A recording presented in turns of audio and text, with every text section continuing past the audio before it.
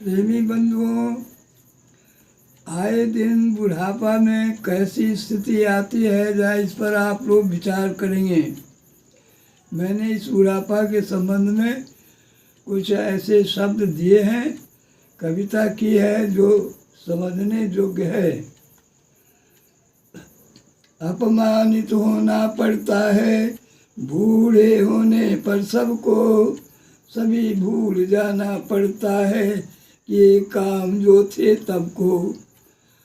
बुढ़ापे में सारे काम आप भूल जाते हैं और लगता है जैसे चारों तरफ से अपमान ही अपमान मिला करते हैं। यह स्वाभाविक बात हो जाती है। कांति चली जाती है तन की, मुखमंडल का तेज प्रखर, सोच सोच कर पछताता है कि ये काम का सारा नर।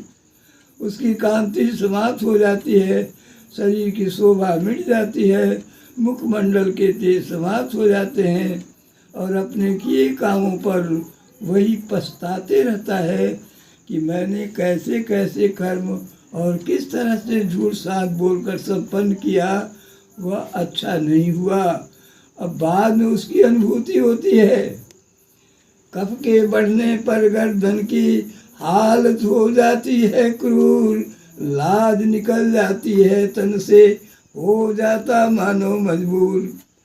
और कफ जब घेरने लगते हैं, गर्दन टेढ़ी हो जाती है, कफ निकालते निकालते हालत बहुत बुरी हो जाती है, क्रूर समय आ जाता है और क्रूरता चहेटने लगती है। वैसी परिस्थिति में लाज भी निकल जाती है शरीर से। वह बैठे बैठे पेशाब पखाना भी मजबूरी में आकर करने लगता है।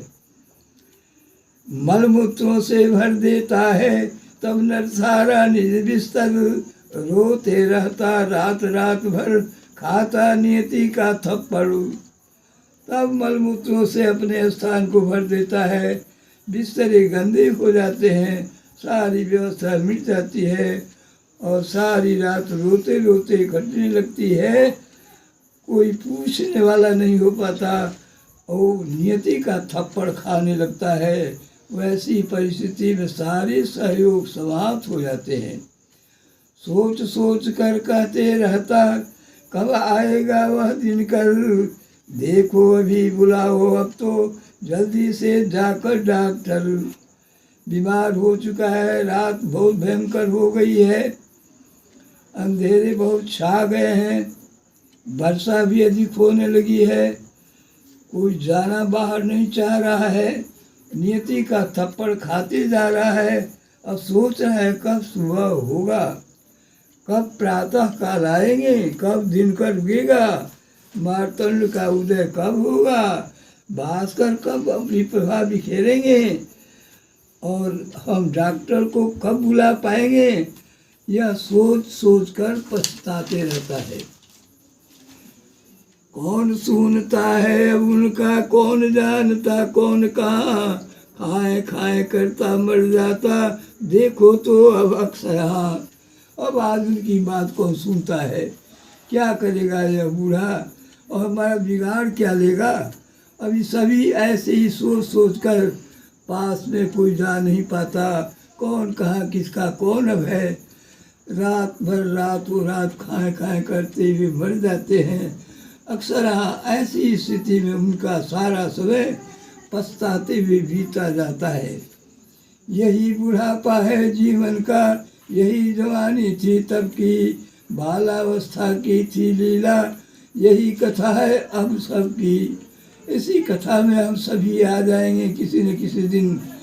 वह कहाँ जौवन था, वो जवानी कहाँ थी, वो बालावस्था कैसी थी, वो बाल क्रीड़ा कहाँ चली गई और वो युवावस्था की शैतानी कहाँ चली गई।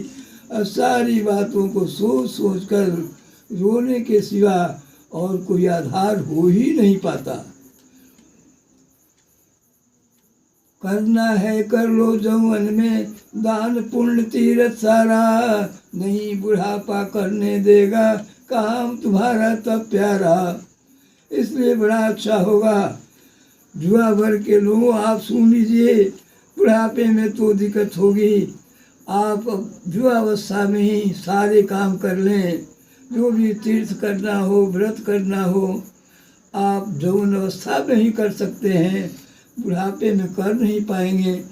इसलिए बड़ा अच्छा होगा कि आप इन सारे कामों को अपनी युवावस्था में ही संपन्न कर डालें। छोड़ो खान पान की चिंता, कर लो अब निर्गम से प्यार, यही काम देगा भविष्य में, यही गले का होगा हार। आप और सारी बातों की चिंता छोड़िए। हम कौन हैं, कहाँ हैं, कैसे हैं, कितने धन संपन्न हैं, कितने बलवान हैं और कितने भारी भरकम हम मनुष्य हैं, कितनी हमारी शोभा, इन सारी बातों को अभी आप अपने पास से हटा डालें और आप तीर्थ व्रत करें। इन सारे खान पान की चिंता छोड़ें और आपका प्यार होना चाहिए निर्गम से, वेदों से, पुराणों से, सदग्रंथों से, संतों से, साधुओं से, सद्बातों से, सुंदर सिद्धांतों से, सद्बात से आप जब युक्त होंगे तो ऐसी स्थिति में आपका भविष्य बड़ा ही अच्छा होगा। इसलिए आप भविष्य के लिए गले का हार अगर बनाना चाहते हैं तो आप अपने आपके शरीर को तीर्थीकृत कर डालें, स्वयं तीर्थ बना डालें।